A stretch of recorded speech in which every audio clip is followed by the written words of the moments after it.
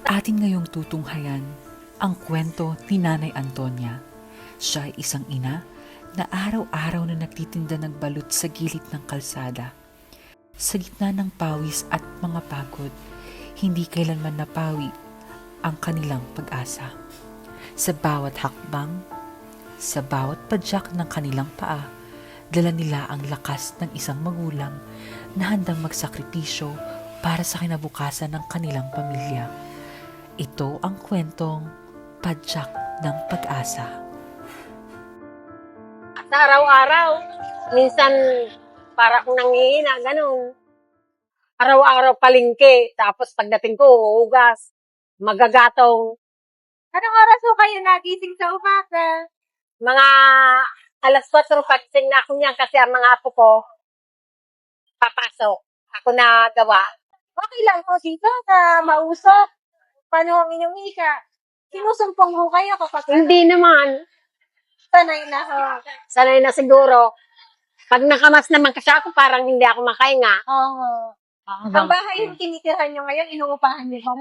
Hindi naman, Sa inyo na ho yan. naatikha ko dito sa balot. Nakabili kami dyan sa rinis ng maliit na tatayuan namin para hindi kami mangupahan. Ang hirap kaya mangupahan. Oo. 3,000. Kaya sinikap kong makaano, Baka na, bili ho. na maliit lang. Para mayroon lang kaming tirahan di mangupahan. Ang binabayaran lang namin, kuryente tubig. Yan. Yan na lang. Ano po ang kanyang tinday? Mainit pa yan. Magdamag yan, mainit pa.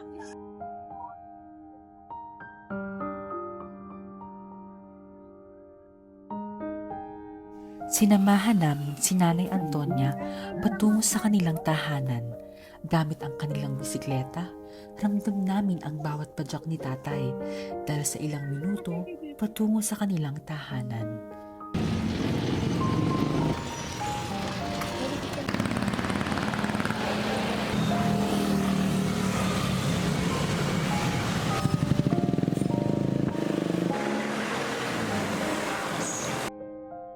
Antonia Madera po.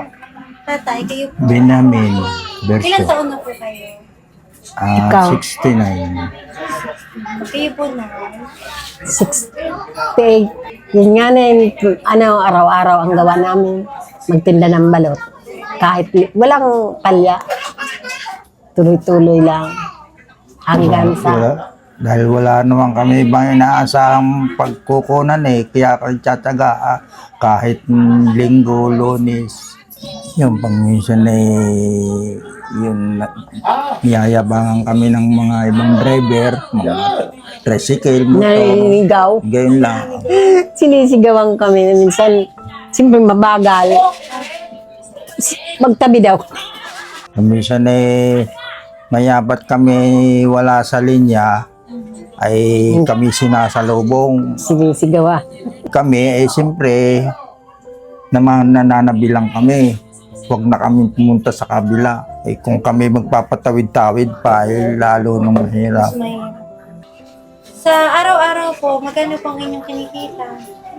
Minsan yung mga 300, 500, ganun. Sumasapat naman po sa inyong... Kulang. Ngayon, nakakaipon din pagbayad sa kuryente sa katubig. Yun, iniipon namin. Paano mo kayo nagsa-celebrate ng Pasko? Ano naman kami sa pagpasko. Kahit kaunti, nagsasalo-saluhan namin Meron nga pa pagsalu-saluhan. mga ko. Naghahanda rin po kayo ng... Oo, Handa naman, kahit kaunti. Nauwi ho ang inyong mga anak. Oo, nauwi sila. Nagkasama-sama. Masaya naman kami, oo. Kaya nga handa man lang pagsasalu-saluhan o kaya may mga namamasko. Yun, namin sinasaludar naman. Ako pinag-iipunan ko naman sa mga bata. Kung kulitin ka, nangini sila pagpasok. Saka, Pasko, minsan lang. tukoy na nila yung Pagpasko lang naman. namamasko sila. Mga bata ay alam na nagbibigay ng gayon. Kahit hindi ho ganun karaming ninyo kinikita sa isang araw, talagang naglalaan po kayo para Oo, nag-iipon ako. sineselebrate niyo po. Hmm. Nung pandemic po, kamusta ho kayo ng pandemic? Sige lang ang tinda namin noon eh. Sige Nakamas rin, lang ng kami. mga batas ni nakapismas din ba? Pismas kami. Kung din, tuloy lang din kami. Diyan lang naman kami nagtitinda eh. May mga bumibili. Bawal nga namin, pero sabi namin, kung magtigil kami, hindi kami Wala kami, kakain. ikaw wala kang ibang asahan. Yan, minsan sa pagkain namin, wala tayong kakainin. Tinda na naman kami yan. Ganon. Kaya araw-araw para mayroon pagkain. Siyempre ho, may pinakamalungkot, may pagsubok. Panigurado, meron po kayong mga parts ng buhay niyo na masaya kayo. Ano pong pinakamasayang parte ng buhay niyo? Yung mga apo ko nandito lahat. Yung Halimbawa, masaya kami. dumadating yung mga birthday, yun lamang, pinaglalaanan na kung may kaunting pagsalo-saluhan ngayon. Yung ginagawa niyo ng paraan talaga na makapag-celebrate. Para nagiging masaya sa gayong kaarawan. Yung High blood, yun lang ang sakit niyan. Ako lang talaga. Nagme-maintenance may po maintenance ako. Ako may maintenance din. kayo? Press. Sa ika. Yun lang ang dinadasal-dasal ko na wag lang kami magkasakit. Kasi maraming mga apo ko. Ang apo ko sa tuhod, 10. Ang apo ko talagang anak ng lilima lang. Ang Pasko namin. Minsan, ko ang mga apo ko na tayo ng bili ng regalo. Ganun, bibili kami. Minsan, nag-exchange gifts kami. Ganun. Nakakatuwa naman po. Oo, kami. Ang dami namin. Basta may Oo. magluluto rin ng mga kung anong mga tinatinapay din. Basta may mapapag-aliwan ng karawan ng Pasko. Mga bata sa amin, yun ang gusto. Minsan Meron nag-iipon ako niya na pera. Pag saka yung mga sinasabog bawat- yan dito, sila dito tuwang-tuwa. Sinasabog. 5 piso, tuwa na. Ako ang mensahe ko lang, bigyan lang kami ng lakas na 2. Huwag lang kami magkakasakit. Awa ng Diyos naman, ganun.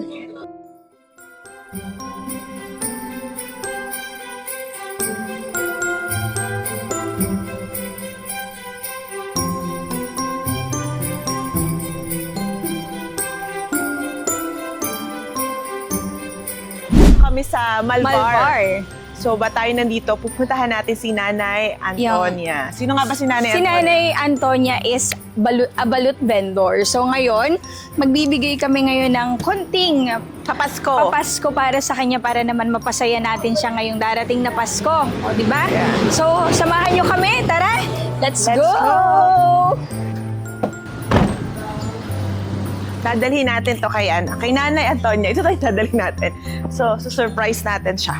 Si Nanay Antonia is matanda na talaga siya. Oo. Pero super sipag pa rin talaga, di ba? Biruin nyo, gumigising ng napakaaga. Tapos, magtitinda sa gabi. Ng balot. Medyo malayo tong looban, hindi na kaya yung sasakyan. So, lakad-lakad Oo, tayo lakad ngayon. lang. Si Nanay Antonia, marami siyang kasama sa bahay ng mga bata. Kaya may Oo. mga dala tayong laruan din Yes. para sa kanila. Lalo na talaga, sobra, kahit gaano kahirap ang buhay, basta pagsapit ng Pasko, alam mo yun, mas ma-feel mo na talagang Christmas. Doon talaga yung nagsiselebrate ang mga tao eh. O, tsaka kasi may mga bata, so gusto talaga ni Oo. Nanay may maibigay siya sa mga apo niya. Kaya this time, huwag na natin problemahin si Nanay, ng oo. pangregalo niya mga laruan. Tayo na yung magbigay. Gandang umaga, ay, ang daming kids. Andito pa po ba si Nanay Antonia? Nasa loob. So, nandito na tayo sa kanila. Ayan o. Hello, kids! Hello po! Hello, Magandang kids! umaga po! Bago po lang ibigay ko, kasi kita namin mga nakasabit ko yung Pasko. Wala kayong puti. So, parang destiny po talaga na. Oo. Na para sa inyo to. So, isabit po natin para lagi nyo kami maalala. Yes. Lagyan kaya namin ng picture namin dalawa. Kaya nga, hindi.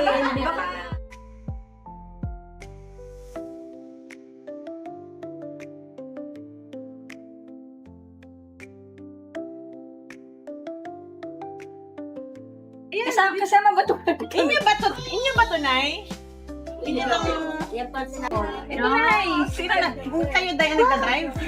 Si tatay. Marunong. Nay, ito po ang aming munting handog para sa inyo. Ito po para mas mahangin. Tapos ito po ay Mga groceries mga po. groceries po. Maraming salamat. Tapos, Pwede nyo itinda, pwede iba, pwedeng inyo. Tapos ito po grocery. Mga kids, may yan. pang-spaghetti kayo ha. Secret muna. Secret sa Pasko pa yan. Sa Pasko. Para happy kayo. Hindi ko malilimutan. At least masaya po ang inyong Pasko at bagong taon. Kahit pa paano, nakadagdag po kami sa inyong ano. Opo. At least ay konti na lang idadagdag nyo kung ano. O baka nga wala na. Kakasya na. Galing to kay kay Papa Jesus. Yes. Pinadaan lang sa amin. Pinadaan lang sa amin. Bali po, ito naman po ay yearly namin ginagawa. Pero iba't iba po yung napipili namin Para mayroon naman sila. beneficiaries. Opo. Tapos ito Minsan po, po yung mga bata, minsan po yung natanda. nasa kalsada. This is for Christmas. Yes. Na ito po Meron kami konting halaga pa. Meron pa. Salamat Pambilin nyo ng gamot nyo, tsaka Tama nga, panggamot ko. Kumusta na? Kumusta tayo? Okay naman, napasaya naman namin kayo. Talagang masaya ako ngayong Pasko. Masaya talaga. Ngayon lang ako naranasan ng ganyan. Na may magbigay. Ano po? May nagbigay. Opo. Sa kanto marami man sa akin, naiyak ako minsan. Tinatakbuhan ako ng nabili. Tatao na marami. Opo. Tapos hihingian pa ko ng sukli. Dahil ngayon ay anong ginagawa mo ito, naiyak ka. Paano? Tinakbuhan ka ako nung tapos binibigyan ako, sinasauli yung May bumabalik siya sa ibang Bumabalik. sobra pa. Sobra pa. Kaya kayo na talagang tungkulin nila. Totoo naman. May mga ganun po talaga na kahit gaano kaliit or gaano kalaki, tutulong at tutulong pa rin sila.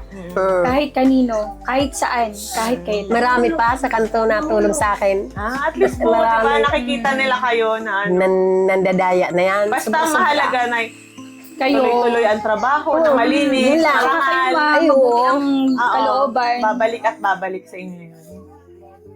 Sobra-sobra pa. Lalo na ngayon. Inaano ko lang na huwag lang kami magkakasakit. Bigyan na lang ng lakas ng katawan. Hindi kami magkakasakit. Ngayon lang kami ng wala. Lalo na ito. Di yan nagkakasakit. Marami pa kaming gampanin. Marami pa. Totoo po. Kaya siguro hindi kami ginaganyan. Para talaga nakalaan na lang babuhay ko marami Hindi pang pa daw po tapos, dadanasin. hindi nyo pa Hindi daw pa. po tapos iserve ang purpose nyo dito sa, Ganun daw yun. sa here on earth. Maraming Ito salamat din po sa ang Paskong hindi ko malilimutin talaga. Laking bagay na Lagi ko yung tatago. Yan, Ayan, pag po, ano, para tago ko yan. naalala dyan. Sa Pasko na naman. Ganun nga.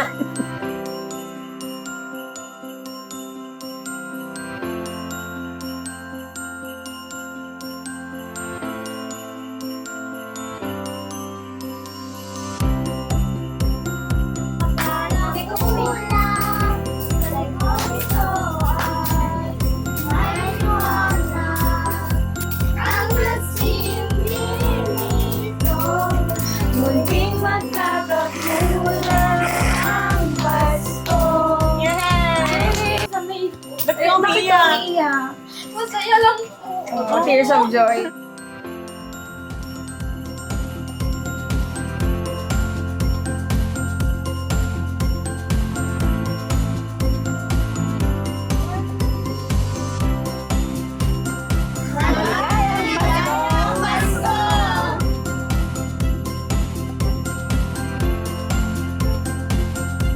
Okay. Tapos na tayo sa bahay successful ni tayo Nanay ngayon, no? Antonia. So, siya Ating na yung mission.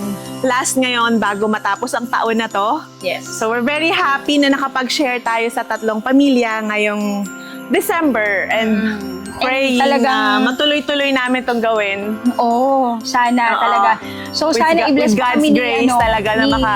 maka-help pa tayo sa iba. So, we're very happy. So, Merry Christmas and just a little reminder to everyone na let's all be kind. And if may mga blessings tayo na natatanggap, kahit small help or sharing your small blessings to others, yun, maaari sa atin maliit lang pero sa iba, sobrang laki nun. Yes. And sana at least kahit gaano man kahirap ang buhay, matuto pa rin tayo or mabigyan natin yung sarili natin na mapasaya pa rin kahit sa anong paraan, kahit anong oras niya. Kanina katulad ng sinabi ko, kahit anong oras, kahit saan, kahit kailan, bigyan pa rin natin o paglaanan pa rin natin ng oras para mapasaya yung sarili natin. Ang meaning ng Christmas, syempre, is to celebrate the birth of Jesus Christ. So, wag nating kakalimutan yon. Yes, masaya tayo ngayong Pasko, pero wag nating kalimutan na batiin si Papa Jesus and magpasalamat tayo sa mga blessings na nare-receive natin all throughout the year at sa mga susunod pa. Ayun. So, Merry Merry Christmas and Happy New Year!